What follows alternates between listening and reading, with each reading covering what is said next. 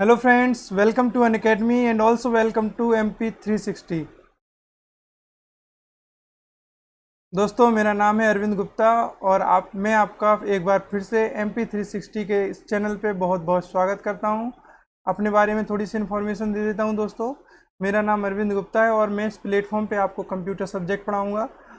Teaching में मेरा more than 2 year का एक्सपीरियंस रहा है। MPPSC, SI, SSC, बैंकिंग, कई सारे कॉम्पिटिटिव एग्ज़ाम के लिए मैंने अच्छे से अच्छे तरीके से बच्चों को कंप्यूटर एंड अदर सब्जेक्ट की कोचिंग दी है। और इसके अलावा मैंने क्वालिफिकेशन में BBA एंड MBA किया हुआ है। दोस्तों जान लेते हैं, अगर आप अनअकैडमी से जुड़ते हैं तो आपको क्या क्या फ़ायदे मिलते हैं। तो अगर आप दोस्तों अनअकैडमी से जुड़ते हैं तो आपको सबसे पहले मिलती है daily live classes. Daily live classes में दोस्तों आप अपने एजुकेटर से चैट कर सकते हैं, उनसे डायरेक्ट डिस्कशन कर सकते हैं, अपने डाउट्स पूछ सकते हैं, अपने आंसर जो हमारे एजुकेटर हैं वो पोल के थ्रू आंसर क्वेश्चन क्रिएट करते हैं जिस पे आप अपना आंसर दे पाएंगे। वहाँ पे अपना रिजल्ट देख सकते हैं, अपनी प्रोग्रेस देख सकते हैं। इसके साथ दोस्तों लाइव टेस्ट एंड क्विजेज यहाँ पे मिलेंगे आपको, जिससे आप अपनी प्रिपरेशन को टाइम टू टाइम ट्रैक कर पाओगे, एवेलुएट कर पाओगे कि आपकी प्रिपरेशन किस स्तर तक पहुँच चुकी है। इसके साथ आपको यहाँ पे मिलेंगे स्ट्रक्चर्ड कोर्स, मतलब कि अगर आपने कोई भी कोर्स की तैयारी, किसी भी एग्ज़ाम की तैयारी कर रहे हैं तो उस एग्ज़ाम का कंप्लीट कोर्स आपको एक ही प्लेटफॉर्म पे, लेकिन बेहतरीन बेहतरीन टीचरों के साथ, हर सब्जेक्ट के अलग अलग टीचर आपको एक ही प्लेटफॉर्म पे आपका सारा कोर्स कंप्लीट कराएंगे दोस्तों यहाँ पे। इसके साथ आपको जो सबसे बेहतरीन फीचर मिलता है वो है अनलिमिटेड एक्सेस। अगर आप अनअकैडमी से जुड़ते हैं तो आप अपने लैपटॉप पे, मोबाइल पे कभी भी कितनी बार भी अपनी क्लासेस को देख सकते हैं दोस्तों। इसके लिए आपको सिंपल सा एक सब्सक्रिप्शन प्लान लेना है और फिर आप कभी भी अपनी क्लास को कभी भी देख सकते हैं।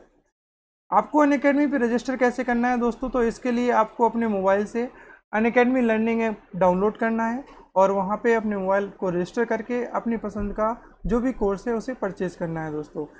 सब्सक्रिप्शन की डिटेल में आपको थोड़ी सी दे देता हूँ दोस्तों यहाँ पे। तो यहाँ पे 1 मंथ से लेके दोस्तों 24 मंथ तक, 1 महीने से लेके 2 साल तक के कोर्स आपके सामने अवेलेबल हैं, जिसमें 1 महीने का जो फीस है दोस्तों वो है 1400 रुपये, 6 महीने की 5600 रुपये, 12 महीने की 7000 और 24 महीने की 8400 रुपये। दोस्तों इतने कम दाम में आपको MPPSC या किसी भी एग्ज़ाम की तैयारी कराई जा रही है, वो भी अलग अलग सब्जेक्ट के अलग अलग टीचर के साथ। तो दोस्तों मेरा कहना है कि इससे सस्ता आपको किसी भी कोचिंग इंस्टीट्यूट में, चाहे वो ऑनलाइन हो या ऑफलाइन, आपको प्रोवाइड नहीं होगा। तो आप ज़रूर इसको परचेज़ कीजिए दोस्तों। और एक और चीज़ मैं आपको बता देता हूँ, जिस हिसाब से वैकेंसी निरंतर नहीं रहती हैं आपकी कोचिंग में, जैसे MPPS का सिलेबस है तो बहुत अच्छे से कवर हो, तो आप मिनिमम 12 मंथ या 24 मंथ का ही कोर्स परचेज करें दोस्तों। इसके साथ अगर आप मेरा कोड ARVIND1 यूज करेंगे तो आपको 10% का और डिस्काउंट मिलेगा। मतलब फीस ऑलरेडी कम है, उसमें अगर आप मेरा कोड यूज कर लेंगे तो 10% का डिस्काउंट आपको और मिल जाएगा। तो आपकी फ़ीस जो 12 महीने की है वो 7,000 की जगह 6,300 रुपये, और 24 महीने की जो 8,400 रुपये है उसकी जगह 7,560 रुपये हो जाएगी। तो दोस्तों इतने कम दाम में आपको कोई कोर्स, कंप्लीट कोर्स कराया जा रहा है, वो भी इंडिया के बेहतरीन एजुकेटर के साथ। तो आज ही ज्वाइन कीजिए, लेट मत कीजिए और अपनी प्रिपरेशन को और अच्छे तरीके से आगे बढ़ाइए। चलिए दोस्तों आगे बढ़ते हैं आज के टॉपिक पर। दोस्तों हमने अपनी पिछली क्लास में जाना था डेवलपमेंट ऑफ कंप्यूटर के बारे में, कि हमने कंप्यूटर का डेवलपमेंट देखा था कि कैसे कैसे कंप्यूटर का विकास हुआ, पहला कंप्यूटर क्या था और अभी के जो कंप्यूटर हैं वो कौन से कंप्यूटर हैं। आज मैं उसी की कड़ी में आगे कंप्यूटर का विकास पीढ़ियों दर पीढ़ी कैसा हुआ उसको अच्छे से समझने के लिए कंप्यूटर के विकास को पीढ़ियों में बांटा गया। तो यहाँ पे हम जानेंगे जनरेशन ऑफ कंप्यूटर के बारे में। तो चलिए दोस्तों जैसे देख लेते हैं, एक बार क्विक रिवीजन देख लेते हैं लास्ट क्लास में हमने क्या देखा, फिर आगे हम बढ़ते हैं जनरेशन ऑफ कंप्यूटर के बारे में। तो लास्ट क्लास में हमने देखा था कि पहला कंप्यूटर अबेकस था, सेकंड पास्कलाइन था, फिर इसके बाद हमने एनालिटिकल इंजन के बारे में भी जाना था। दोस्तों ये क्लासेस आपको, अगर आपने क्लास मिस की है तो आप ये क्लास प्लीज़ जाके पीछे वाली क्लास मेरी देखें, पिछली क्लास जो है वो देखें, उसमें इन कंप्यूटर के बारे में डिटेल मैंने नॉलेज दी है आपको, तो वो ज़रूर देखें आप। फिर सेंसस टेबलेटर, इसके बाद नया कंप्यूटर आया, इसके बाद जो अपग्रेड था वो मार्क 1, नेक्स्ट था दोस्तों ABC एटनस ऑफ बेरी कंप्यूटर, फिर एनियाक, फिर एडीवैक, फिर यूनिवैक, और इसके बाद जो सबसे बेहतरीन और सबसे जो जनरली वर्तमान कंप्यूटर की जो शेप और साइज आई है वो आई है माइक्रो प्रोसेसर के थ्रू। और जो पहला स्मॉल कंप्यूटर था दोस्तों वो था Apple II। तो चलते हैं, ये हमने पिछली क्लास में देखा था। आज की क्लास में जो हमें देखना है वो है जनरेशन ऑफ कंप्यूटर। हम जानेंगे कि कंप्यूटर का विकास पीढ़ियों दर पीढ़ी कैसे हुआ, वो यहाँ पे इसके लिए चर्चा करेंगे दोस्तों। तो जनरेशन ऑफ कंप्यूटर, कंप्यूटर की पीढ़ियाँ। तो दोस्तों कंप्यूटर की डेवलपमेंट को जनरेशन के मुताबिक क्लासीफाई किया गया है, जनरेशन में बांटा गया है। और ये जनरेशन मुख्यतः 5 प्रकार के हैं दोस्तों। जैसे जैसे कंप्यूटर का विकास होता गया उन्हें अलग अलग पीढ़ियों में विभाजित कर दिया गया, जिससे कि इन्हें अच्छे तरीके से समझा जा सके। तो हम बढ़ते हैं अपनी पहली जनरेशन, फर्स्ट जनरेशन, पहली पीढ़ी के कंप्यूटर की तरफ। तो पहली पीढ़ी की जो कंप्यूटर का समय काल माना जाता है, वर्ष काल माना जाता है दोस्तों, वो है 1942 से लेके 1955, 1942 से लेके 1955 तक। तो इस पीढ़ी के जो कंप्यूटर थे दोस्तों,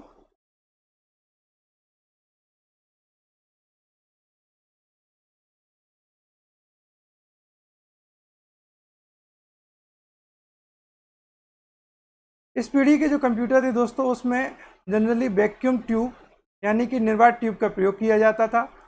इसमें सॉफ्टवेयर के लिए मशीनी भाषा, मशीनी language and low level language, low level programming language का इसमें यूज होता था, निम्न स्तरीय प्रोग्रामिंग भाषा का इसमें यूज होता था। सबसे ज़्यादा आपको यूज ये याद रखना है दोस्तों, इसमें पहली पीढ़ी के कंप्यूटर में किन इक्विपमेंट का प्रयोग होता था, किस चीज़ का प्रयोग होता था। सबसे ज़्यादा इंपॉर्टेंट इसमें वैक्यूम ट्यूब, कि कंप्यूटर, पहली पीढ़ी के जो कंप्यूटर जिससे चलते थे वो वैक्यूम ट्यूब के थ्रू चलते थे। तो आपको हमेशा याद रखना है कि जो पीढ़ी में सबसे ज़्यादा इंपॉर्टेंट होता है वो उसका, कि उसमें किस चीज़ का यूज किया गया था। उस टाइम के कंप्यूटर की जो सबसे महत्वपूर्ण चीज़ थी वो क्या थी, तो वो है वैक्यूम ट्यूब। फर्स्ट पीढ़ी की थी वैक्यूम ट्यूब। इसमें दोस्तों डेटा और सॉफ्टवेयर के भंडारण के लिए पंच कार्ड और पेपर टेप का प्रयोग किया जाता था। तो ये भी आपको याद रखना है कि फर्स्ट पीढ़ी में सॉफ्टवेयर और डेटा के लिए किस चीज़ की, मेमोरी के रूप में किस चीज़ का प्रयोग किया जाता था, तो वो थे पंच कार्ड और पेपर टैप। और इसका उपयोग अधिकतर किस चीज़ के लिए, जैसे फर्स्ट पीढ़ी का जो कंप्यूटर बना था तो उसका अधिकतर जो उपयोग होता था वो वैज्ञानिक अनुसंधान और सैन्य कार्यों में किया जाता था। ये दोस्तों कंप्यूटर आकार में बहुत बड़े थे, स्पीड भी स्लो थी, इसमें एरर की भी थोड़ी ज़्यादा संभावनाएं रहती थी कि एरर आ सकते हैं। और बहुत बड़े होने के कारण, वैक्यूम ट्यूब इसमें लगे होने के कारण, इसमें गर्मी भी बहुत ज़्यादा होती थी, जिसमें इसमें कंपलसरी होता था एसी को लगाना, इसलिए ज़्यादा खर्चीले भी थे। इस पीढ़ी के जो कंप्यूटर के कुछ उदाहरण हैं वो है एनियाक, यूनिवैक और मार्क 1। दोस्तों मैं वैक्यूम ट्यूब दिखाता हूँ आपको, कि ये देखिए, ये आपके सामने वैक्यूम ट्यूब है। तो वैक्यूम ट्यूब कुछ इस तरीके से होते थे, इसी वजह से ये कांच के बने हुए होते थे, निर्वात के ट्यूब है, निर्वात ट्यूब बोलते हैं इन्हें।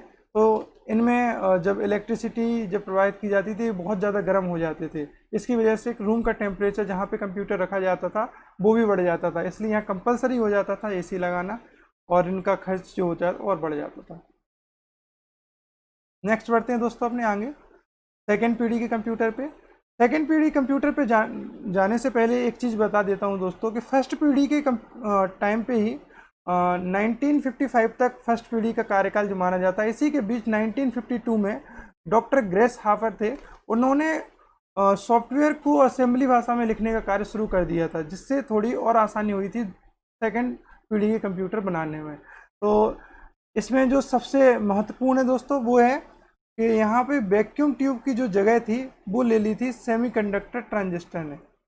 मतलब पहले एक पीढ़ी में वैक्यूम ट्यूब यूज होते थे और इसमें यूज हुए सेमीकंडक्टर ट्रांजिस्टर। तो सेमीकंडक्टर ट्रांजिस्टर जो थे दोस्तों वो इससे थोड़े छोटे थे। तो मैं उसके बारे में आपको 2 मिनट बाद बताऊंगा, पहले और चीज़ें इसमें जान लेते हैं।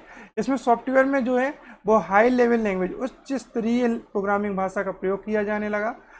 डेटा और सॉफ्टवेयर के भंडारण के लिए दोस्तों, स्टोरेज के लिए इसमें मैग्नेटिक टेप और मैग्नेटिक डिस्क। फर्स्ट पीढ़ी में क्या हुआ था, पेपर टेप और पंच कार्ड, इसमें मैग्नेटिक टेप और मैग्नेटिक डिस्क का यूज किया जाने लगा। उपयोग जनरली इनका व्यवसाय और उद्योगों में किया जाने लगा। आकार में ये भी बड़े थे, स्पीड फर्स्ट के अकॉर्डिंग थोड़ी सी फास्ट थी, बट ये भी गर्म होते थे क्योंकि आकार में इनका भी बड़ा साइज होता था इन कंप्यूटर का, तो ये भी गर्म होते थे। इस पीढ़ी में दोस्तों कोबॉल और फोर्ट्रान जैसी भाषाओं का आईबीएम द्वारा विकास किया गया।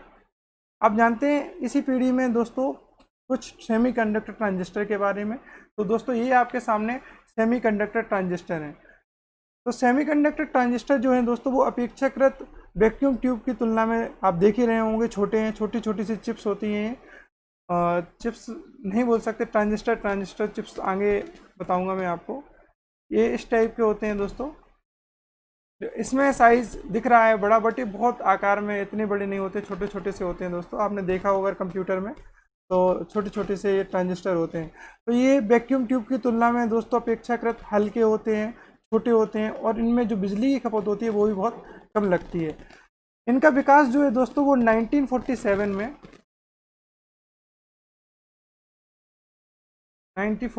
में बेल लेबोरेटरीज एक प्रयोगशाला थी जहां पे जॉन वार्डीन, विलियम साकले और वॉल्टर वेटन नामक वैज्ञानिक ने इसकी खोज की थी दोस्तों। चलिए आगे बढ़ते हैं नेक्स्ट जनरेशन पे। तो नेक्स्ट जनरेशन के जो कंप्यूटर थे दोस्तों वो थी तीसरी पीढ़ी के कंप्यूटर।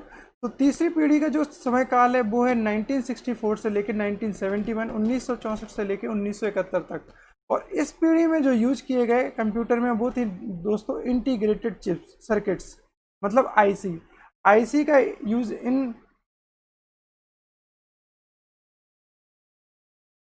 इस पीढ़ी में दोस्तों यूज की गई आईसी आईसी का यूज किया गया इस पीढ़ी में। और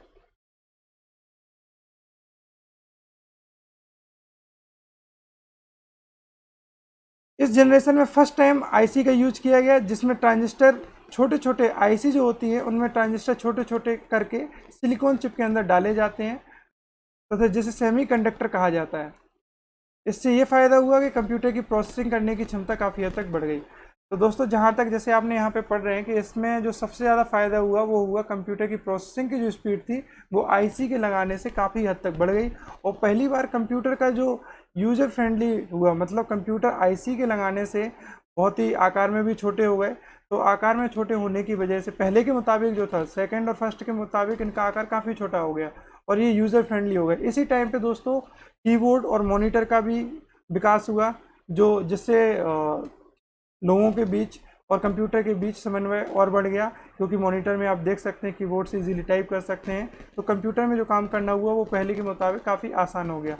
और पहली बार कंप्यूटर को मार्केट में थर्ड जनरेशन में ही लॉन्च किया गया था। थर्ड जनरेशन में ही दोस्तों रैम का भी विकास हुआ, जिससे कंप्यूटर की स्पीड में काफ़ी वृद्धि हुई। और इसी टाइम पे पास्कल और बेसिक जैसी लैंग्वेज का भी विकास हुआ दोस्तों। अब हम जानते हैं आईसी के बारे में, क्योंकि इस पीढ़ी में जो सबसे ज़्यादा इंपॉर्टेंट है वो आईसी, इंटीग्रेटेड सर्किट्स। तो इसके बारे में जानते हैं दोस्तों। ये आपके सामने दोस्तों आईसी है, एक मिनट। ये दोस्तों आईसी है आपके सामने। तो आईसी का जो विकास हुआ था दोस्तों वो हुआ था 1958 में। 1958 में आईसी का विकास हुआ था या आईसी का आविष्कार हुआ था। जैक किल्वी और रॉबर्ट नोई नाम के दो वैज्ञानिक थे जिन्होंने सिलिकॉन या जर्मेनियम से इसका निर्माण किया था, आविष्कार किया था दोस्तों। तो आपको ये याद रखना है कि आईसी का आविष्कार किसने किया था, तो जैक किल्वी एंड रॉबर्ट नोई नाम के वैज्ञानिक ने किया था। और ये भी याद आपको रखना है कि आईसी किससे बनती है, तो सिलिकॉन से। अधिकतर इसका जो यूज होता है वो सिलिकॉन से इनका निर्माण किया जाता है। इसके बारे में और जान लेते हैं दोस्तों। आईसी का प्रयोग आरंभ हुआ था। इससे अलावा आईसी के बाद एसएसआई, मतलब कि स्मॉल एसएसआई और एलएसआई, मतलब कि एसएसआई का मतलब है स्मॉल साइज इंटीग्रेशन और एलएसआई का मतलब है लार्ज स्केल इंटीग्रेशन। तो small scale integration and large scale integration, इसका विकास भी इसी पीढ़ी में हुआ था। सेकंड नहीं है दोस्तों, यहाँ थर्ड जनरेशन है। तो थर्ड जनरेशन में ही इनका विकास हुआ था दोस्तों। तो कंप्यूटर की स्पीड इसमें और ज़्यादा बढ़ गई थी। नेक्स्ट बढ़ते हैं हम अपनी चौथी पीढ़ी के कंप्यूटर में। तो चौथी पीढ़ी के कंप्यूटर का जो समयकाल है दोस्तों वो है 1975 से लेके 1989, मतलब 1975 से लेके 1989 का जो समय है वो चौथी पीढ़ी के कंप्यूटर में माना जाता है। इस कंप्यूटर जनरली जो हम पर्सनल कंप्यूटर, पीसी या लैपटॉप आप यूज करते हैं, उनका विकास संभव हो पाया है चौथी पीढ़ी के कंप्यूटर में जो विकास हुआ उसकी वजह से, क्योंकि इस कंप्यूटर पीढ़ी में माइक्रो प्रोसेसर का विकास हुआ दोस्तों। माइक्रो प्रोसेसर बहुत ही छोटे होते थे और स्पीड में काफ़ी अच्छे थे, इस वजह से कंप्यूटर का साइज़ भी और छोटा हो गया। ये आकार में, जैसे यहाँ लिखा भी है, आकार में बहुत छोटे थे। पीसी का विकास यहाँ हुआ। पीसी के मतलब पर्सनल कंप्यूटर का विकास, यहाँ छोटे कंप्यूटर का विकास 4th जनरेशन में किया गया। इसके अलावा जो यहाँ पे LAN, local area network and वैन वाइड एरिया नेटवर्क, इसका विकास यहाँ पे हुआ दोस्तों। इसके साथ यहाँ पे operating system MS DOS, Windows, MS Windows and Apple OS, इनका भी विकास चौथी पीढ़ी के कंप्यूटर में, चौथी पीढ़ी के कार्यकाल में हुआ। इसमें बहुत ही यूज़र फ्रेंडली लैंग्वेज सी का विकास भी, अगर आपसे पूछा जाए किस पीढ़ी में हुआ, तो चौथी पीढ़ी में। तो इसमें कुछ जो जानने तथ्य हैं, जो तथ्य आपके एग्जाम के लिए सहायक हैं, वो हैं सबसे पहले कि माइक्रो प्रोसेसर का विकास किस पीढ़ी में हुआ, तो आपको याद रखना है चौथी पीढ़ी में।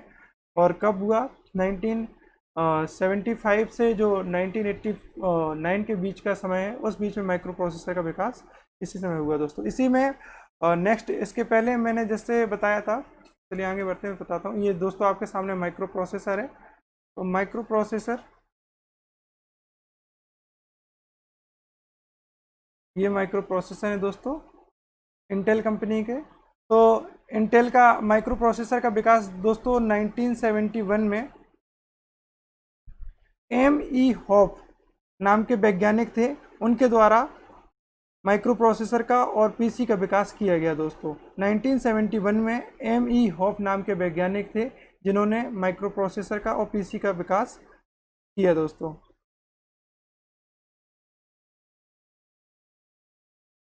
आगे बढ़ते हैं 5th जनरेशन पे दोस्तों। तो 5वीं पीढ़ी के कंप्यूटर जो दोस्तों, जो समय काल माना जाता है, वो माना जाता है 1989 से लेके अभी तक का जो टाइम पीरियड है दोस्तों, वो माना जाता है 5th जनरेशन का। तो 5th जनरेशन में दोस्तों विकास हुआ ULSI एंड SLSI, मतलब ultra large scale integration and super large scale integration. इससे युक्त माइक्रो प्रोसेसर दोस्तों इसमें बनाए जाते थे, जिससे इनका जो स्पीड है माइक्रो प्रोसेसर का, वो काफ़ी ज़्यादा हो गया। अभी हम देख रहे होंगे, जैसे पिछले लास्ट स्लाइड में दिखाया मैंने, ये Core i7 है। इसमें जो लेटेस्ट ये अभी प्रोसेसर है दोस्तों, इसकी वजह से जो स्पीड है कंप्यूटर की, वो काफ़ी हद तक बहुत अच्छी होती है। इसी 5th पीढ़ी में दोस्तों optical disc, CD, DVD, Bluray का विकास हुआ।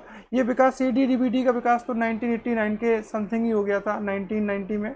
लेकिन अभी तो आप जैसे देख रहे होंगे हार्ड डिस्क, छोटे छोटे मेमोरी कार्ड, इनका भी विकास हो चुका है। इंटरनेट, ईमेल, WWW मतलब वर्ल्ड वाइड वेब, इसका विकास 5th जनरेशन में हुआ। और इससे ज़्यादा जो सबसे ज़्यादा इम्पोर्टेंट है 5th पीढ़ी में, मतलब जो लेटेस्ट में अगर कंप्यूटर का सबसे ज़्यादा विकास जिस चीज़ का चल रहा है, तो वो है दोस्तों AI मीन्स आर्टिफिशियल इंटेलिजेंस। तो आर्टिफिशियल इंटेलिजेंस क्या है दोस्तों, इसके बारे में बता देता हूँ कि आर्टिफिशियल इंटेलिजेंस का विकास से क्या संभव हो सकता है, क्या चीज़ें होंगी, किस चीज़ में वैज्ञानिक लगे हुए हैं। तो आर्टिफिशियल इंटेलिजेंस का विकास स्तर बाय स्तर होता जा रहा है दोस्तों। जैसे कि हम देखते हैं रोबोट। आर्टिफिशियल इंटेलिजेंस का मतलब होता है हिंदी में कृत्रिम ज्ञान क्षमता, मतलब कि जैसे हमारा माइंड काम करता है, उसी हिसाब से उसी के अकॉर्डिंग कंप्यूटर को काम करवाना, ये एक हम बोल सकते हैं आर्टिफिशियल इंटेलिजेंस का पार्ट है। रोबोट जैसे होते हैं, वो आर्टिफिशियल इंटेलिजेंस के व्याप पे काम करते हैं, परिस्थितियों के अनुकूल निर्णय ले सकें। कंप्यूटर मतलब ऐसे कंप्यूटर का विकास किया जा सके कि जैसी परिस्थिति हो उसके अकॉर्डिंग वो कंप्यूटर में अपने निर्णय स्वयं ले सकें, आवाज़ को पहचान सकें। और आर्टिफिशियल इंटेलिजेंस का, जैसे कोई बोल रहा है तो उसकी आवाज़ को वो पहचान के उसका जवाब दे सकें। जैसे एक सोफिया नाम का आपने अगर रोबोट देखा होगा, वो डायरेक्ट ह्यूमन से बात कर सकता है और उसके अपने हिसाब से समझ से। एक इसका बहुत अच्छा एग्जाम्पल है AI का सोफिया नाम का रोबोट, जो आप अगर देखना तो इस पर एक और भी क्वेश्चन बनता है, सोफिया को सबसे पहले नागरिकता किस सरकार ने दी थी? तो सऊदी अरब ने दी थी। तो ये 2-3 चीज़ें फैक्ट है जो आपको याद रखना है। तो ये आर्टिफिशियल इंटेलिजेंस के बारे में है। चलिए दोस्तों आगे बढ़ते हैं। तो ये था हमारा कंप्यूटर जनरेशन। अब इसके बाद दोस्तों, कंप्यूटर जनरेशन के बाद कंप्यूटर का साइज और वर्क के हिसाब से भी इनको बांटा गया है कि कंप्यूटर के साइज के हिसाब से और उनके काम के हिसाब से भी कंप्यूटर का क्लासिफिकेशन किया गया है, वो भी मैं यहाँ बताता हूँ आपको। तो दोस्तों सबसे पहले आता है कि main frame computer. Main frame computer क्या होते हैं, तो मैं इसके बारे में आपको बता देता हूँ। तो दोस्तों मेन फ्रेम कंप्यूटर जो हैं वो जनरली इनमें 32 बिट या 64 बिट, एक मिनट दोस्तों हाईलाइटर ले लेता हूँ मैं, 32 बिट या 64 बिट माइक्रो प्रोसेसर का इनमें यूज़ होता है। ये साइज़ में काफ़ी बड़े, जैसे कि आप देख रहे होंगे, काफ़ी बड़े होते हैं। टाइम शेयरिंग इससे कर सकते हैं दोस्तों। मल्टी प्रोग्रामिंग ये होते हैं। Railway, bank, defence, research, space station, space science, इसमें इनका यूज़ होता है दोस्तों। ये आकार में काफ़ी बड़े होते हैं और इनका मल्टी प्रोसेसिंग काम होता है।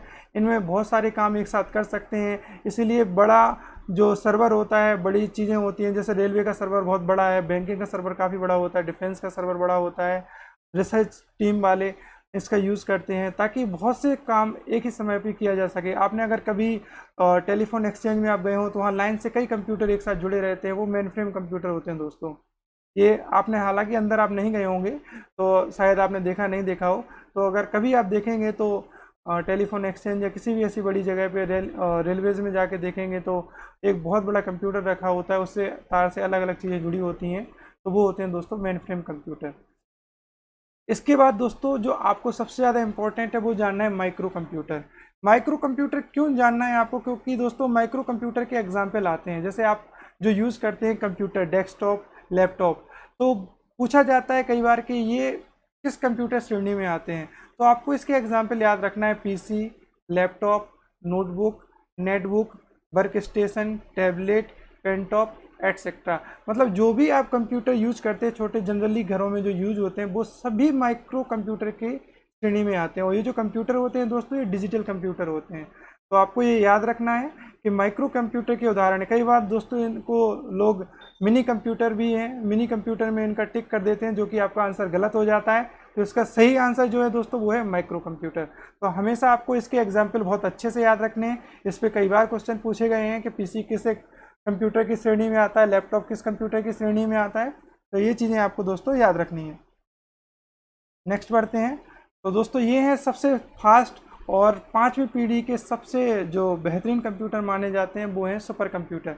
इसमें भी दोस्तों 32 और 64 बिट के प्रोसेसर का यूज होता है। जनरली मेन फ्रेम के ही जैसे होते हैं, लेकिन इनमें जो विकास है, जो स्पीड है वो बहुत ज़्यादा हाई होती है। इनका यूज़ भी अनुसंधान कार्यों में, रेलवे में तो कम होते हैं बट अधिकतर अनुसंधान कार्यों में, डिफेंस वर्क में, साइंस में, इसरो में बड़ी बड़ी कंपनियां हैं जो हमारे रिसर्च स्टेशन है उनमें इनका यूज होता है। सुपर कंप्यूटर के बारे में दोस्तों हम और जान लेते हैं थोड़ा।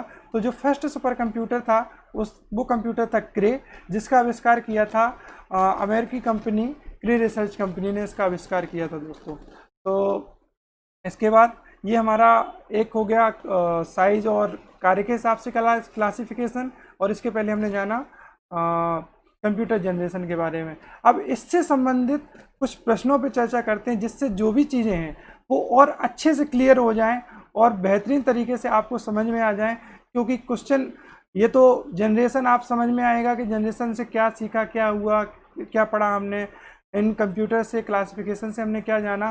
तो जब आपके सामने क्वेश्चंस आएंगे कि क्वेश्चन कैसे कंप्यूटर के एग्ज़ाम में पूछे जाते हैं, तो वो मैं आपको यहाँ बताऊंगा, तब आपको ये सारी चीज़ें और अच्छे तरीके से क्लियर हो जाएंगी।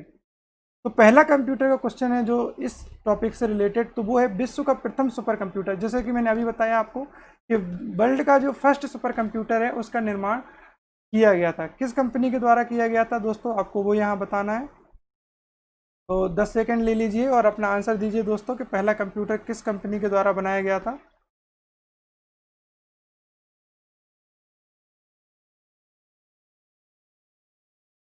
तो दोस्तों जैसा मैंने अभी आपको बताया था कि पहला जो कंप्यूटर था वो था सुपर कंप्यूटर क्रे, जिसका निर्माण किया था सीआरसी क्रे रिसर्च कंपनी ने। अभी जस्ट ही मैंने थोड़ी देर पहले आपको बताया था। तो आपको याद रखना है कि पहला कंप्यूटर कौन सा था, सुपर कंप्यूटर। तो पहला सुपर कंप्यूटर था क्रे, और इसको बनाया किसने था, तो सीआरसी कंपनी ने बनाया था। ये दोस्तों एक वर्ल्ड का पहला सुपर कंप्यूटर। इंडिया का पहला सुपर कंप्यूटर कौन सा है, तो वो है दोस्तों फिलोसॉल्वर। फिलोसॉल्वर कंप्यूटर है दोस्तों इंडिया का पहला सुपर कंप्यूटर, जिसे नल ने बनाया था। तो दोस्तों ये भी आपको याद रखना है। भारत का पहला सुपर कंप्यूटर फिलोसॉल्वर और वर्ल्ड का पहला सुपर कंप्यूटर क्रे। नेक्स्ट बढ़ते आगे। निम्नलिखित में से कौन सा भाभा परमाणु अनुसंधान केंद्र द्वारा विकसित सुपर कंप्यूटर है? बार्क। आपने अगर जानते हैं फुल फॉर्म बार्क का, BARC, बार्क, भाभा परमाणु अनुसंधान केंद्र। बार्क द्वारा जो कंप्यूटर बनाया गया था, सुपर कंप्यूटर बनाया गया था, वो इनमें से कौन है? Option A Param, option B flow solver, option C chips and option D Anupam. अपना आंसर दीजिए दोस्तों, इसका सही आंसर क्या है? तो भाभा परमाणु अनुसंधान के द्वारा जो कंप्यूटर बनाया गया था सुपर कंप्यूटर दोस्तों, वो था अनुपम। चलिए आगे बढ़ते हैं। तो डिजिटल कंप्यूटर विकसित किया गया, आपको बताना है कि जो डिजिटल कंप्यूटर है वो किस देश के द्वारा विकसित किए गए। तो इसका आंसर आप बताइए दोस्तों।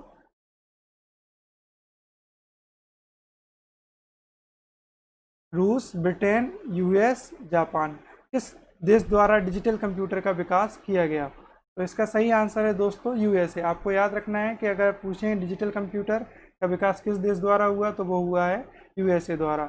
जो दोस्तों हम यूज कर रहे हैं कंप्यूटर, जो माइक्रो कंप्यूटर होते हैं, वो जनरली डिजिटल कंप्यूटर होते हैं, ये भी आपको याद रखना है।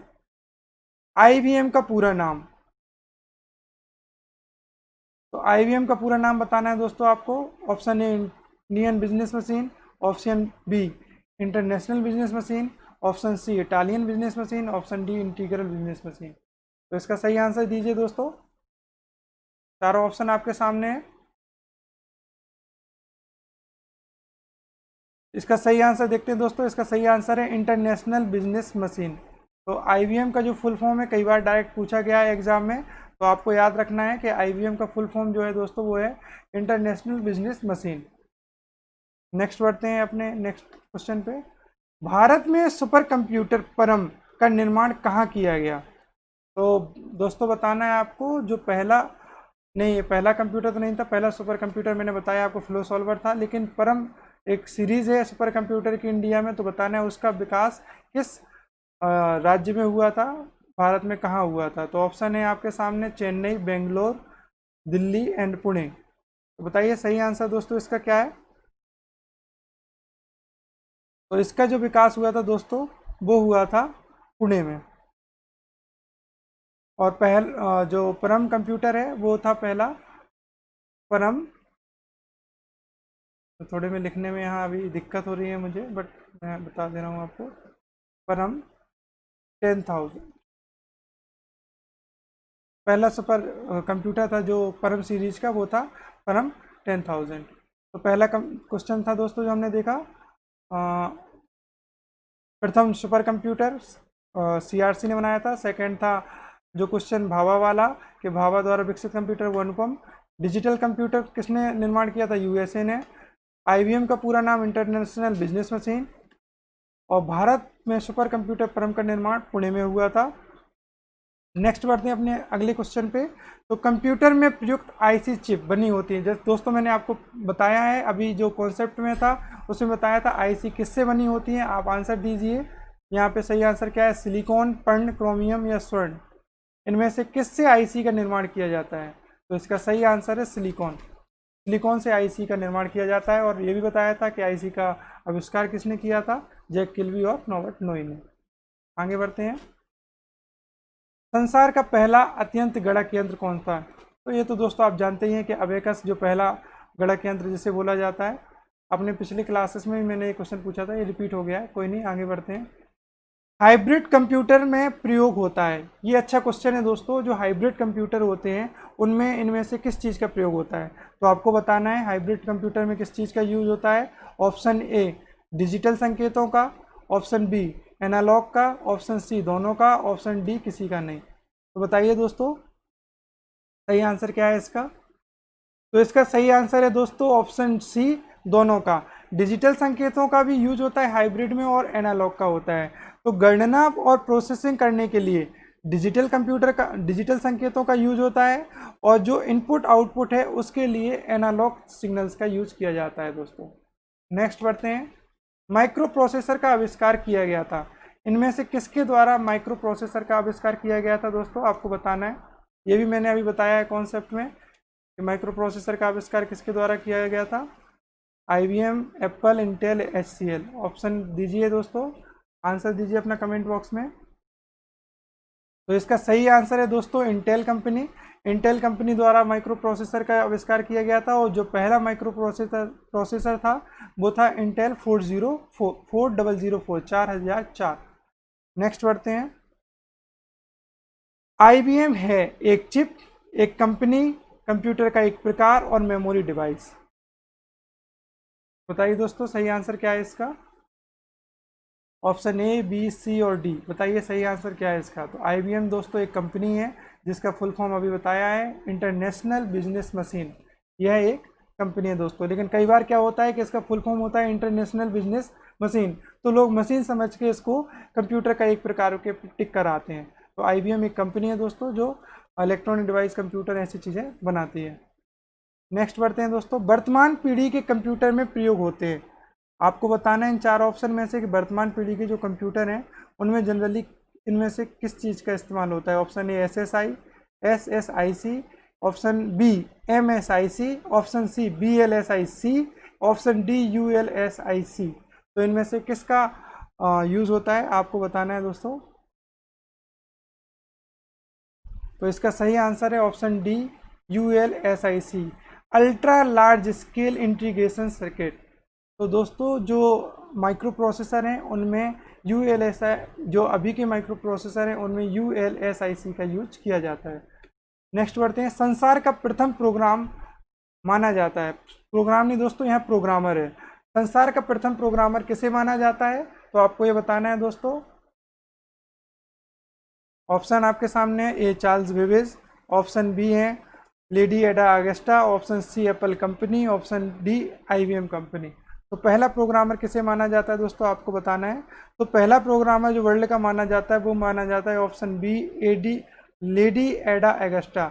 इन्होंने ही सबसे पहले कंप्यूटर में प्रोग्राम डाला था, इसीलिए इनको दुनिया का पहला प्रोग्रामर कहा जाता है। अगली पीढ़ी के कंप्यूटर में प्रयोग किया जाएगा, मैंने अभी बताया था आपको दोस्तों इसके बारे में कि नेक्स्ट जो आविष्कार चल रहे हैं जिस पे बहुत बड़े स्तर पे आविष्कार चल रहे हैं, जिसका विकास करने में वैज्ञानिक लगे हुए हैं, तो इनमें से option A AI, option B BI, option C CI, option D DI। ये अगली पीढ़ी के जो कंप्यूटर बन रहे हैं उनमें और किस चीज़ का विकास हो रहा है, किस पे काम किया जा रहा है, तो वो है दोस्तों AI, आर्टिफिशियल इंटेलिजेंस। नेक्स्ट बढ़ते हैं अपने अगले क्वेश्चन पे।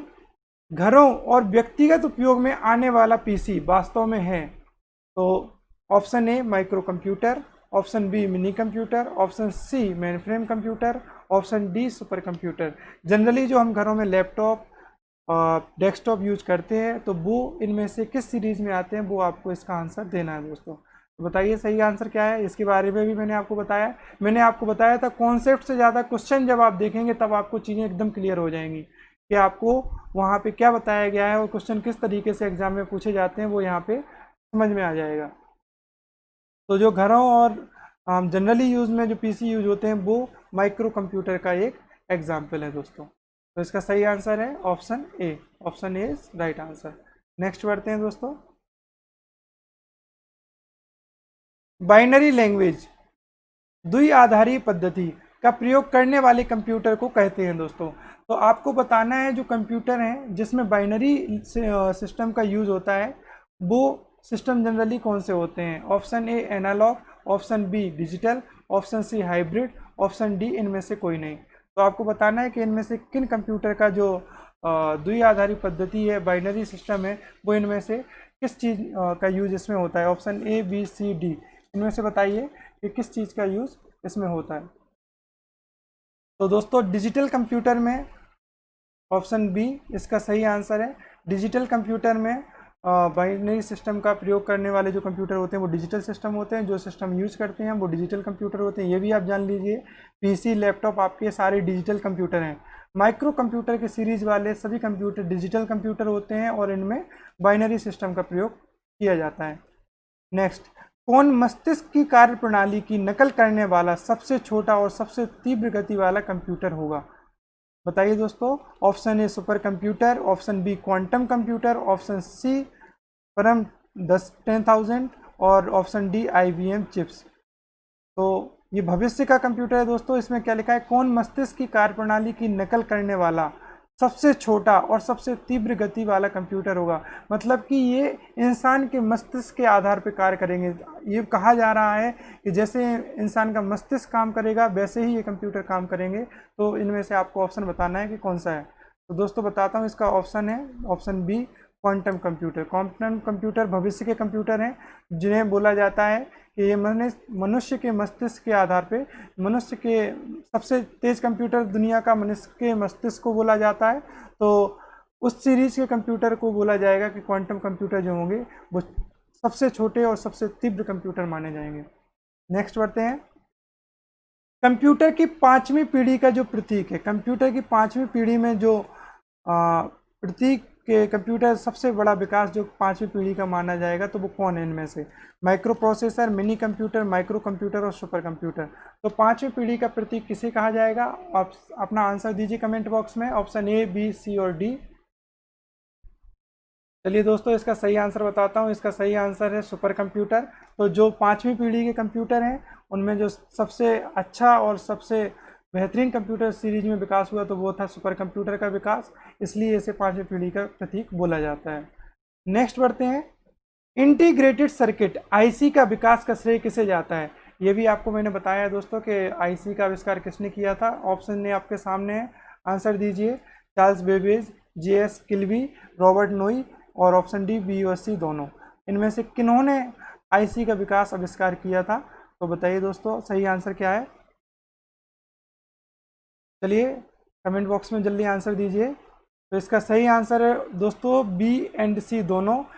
जेएस किल्बी और रॉबर्ट नोई दोनों लोगों ने मिलकर इंटीग्रेटेड सर्किट आईसी का आविष्कार किया गया था। इन दोनों के द्वारा आईसी का आविष्कार किया गया था। आगे बढ़ते हैं अपने नेक्स्ट क्वेश्चन पे दोस्तों।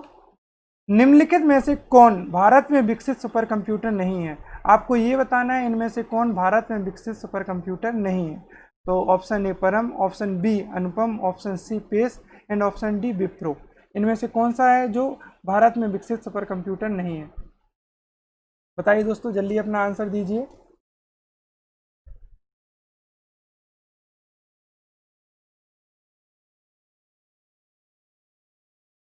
बताइए। तो इसका सही आंसर है दोस्तों विप्रो, ऑप्शन डी।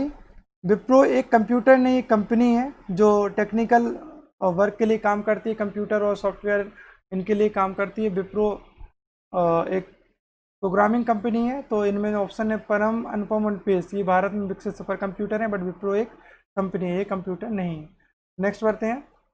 भारत में सिलिकॉन वैली स्थित है, इनमें से किस जगह को सिलिकॉन वैली कहा जाता है या सिलिकॉन वैली स्थित है? तो आपको आंसर देना है दोस्तों। सही आंसर क्या है? Option A Chennai, option B Delhi, option C Mumbai and option D Bengaluru. इनमें से सही आंसर क्या है दोस्तों, आप बताइए। तो सही आंसर है दोस्तों बेंगलोर। आपको पता होना चाहिए सिलिकॉन वैली किसे कहा जाता है, सिलिकॉन वैली कहाँ स्थित है। तो option D is right answer, Bengaluru है इसका सही आंसर। ये कई बार कई एग्जामों में पूछा गया है, तो आपको ये भी याद रखना है। नेक्स्ट है, आधुनिक कंप्यूटरों का लघु रूपण, मतलब जो स्मॉल साइज हो पाया है वो संभव हो सका है इनमें से किन के प्रयोग से? Option A transistor, option B संकलित परिपथ चिप्स। आईसी इंटीग्रेटेड सर्किट को बोला जाता है संकलित परिपथ चिप्स। आप इंग्लिश में देख लीजिए आईसी चिप्स को। और नैनो पदार्थ, ऑप्शन डी अति संचालक। इन चारों में से बताइए किसके यूज से यह संभव हो पाया है कि कंप्यूटर का जो साइज है वो छोटा हो गया है। तो सही आंसर कमेंट बॉक्स में दीजिए जल्दी। तो इसका सही आंसर दोस्तों आईसी, क्योंकि पहले वैक्यूम ट्यूब थे, उसके बाद आईसी का जब विकास हुआ सेमीकंडक्टर के बाद, तो इनका जो कंप्यूटर का आकार है वो छोटा संभव हो सका। तो सही आंसर है आईसी। आईसी चिपों का निर्माण किया जाता है, ये बताइए दोस्तों। आईसी चिपों का निर्माण किया जाता है। देखिए, एक तो आपने पढ़ा कि आईसी किससे बनती हैं, तो वो सिलिकॉन से बनती हैं। दूसरा एक ये आईसी चिपों का निर्माण किस चीज़ से किया जाता है, तो ये भी आपको याद रखना है। बहुत अच्छा क्वेश्चन है, कई बार एग्जाम में पूछा गया है। फाइबर, सेमीकंडक्टर, प्लास्टर और सॉरी प्लास्टिक है, इनमें से कोई नहीं। तो बताइए सही आंसर क्या है दोस्तों।